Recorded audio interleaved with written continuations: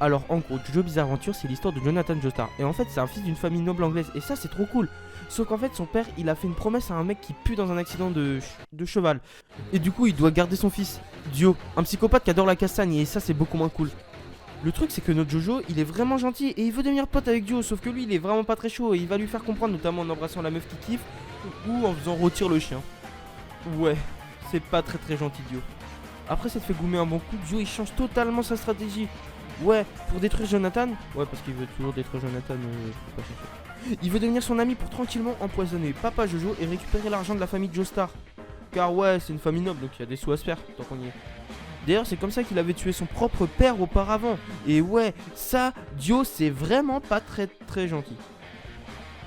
Quand même, des fois, papa, c'est quand même gentil.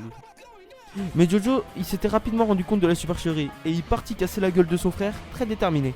D'ailleurs, son frère qui était vraiment pas très sympa, parce que ouais, c'est vraiment pas très très sympa de tuer papa alors que c'est même pas le tien. Mais dès le début de l'affrontement, beaucoup de gens arrivèrent, notamment la police et même le frérot Speedwagon. En fait, Speedwagon, c'est un frérot qui habite dans les quartiers pauvres, mais c'est...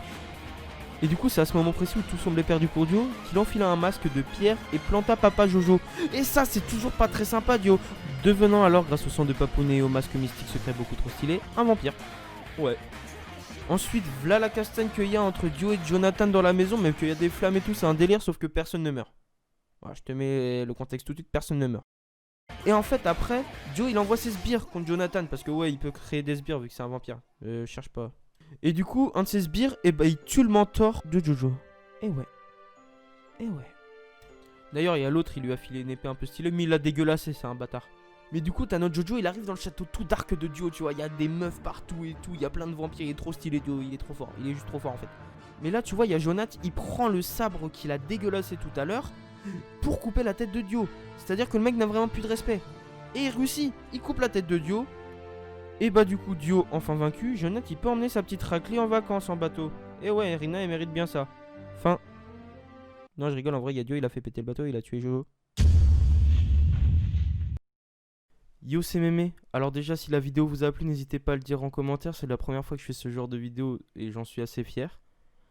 Ensuite, je suis désolé tout ce que j'ai fait à l'intrigue. J'ai explosé Jojo alors que j'adore cet animé.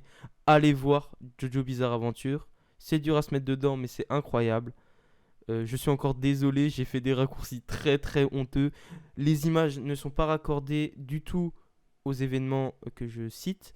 Mais c'est de la parodie, c'est pour rigoler. Et franchement, c'est la première fois que je fais ça. Et j'en suis quand même assez fier.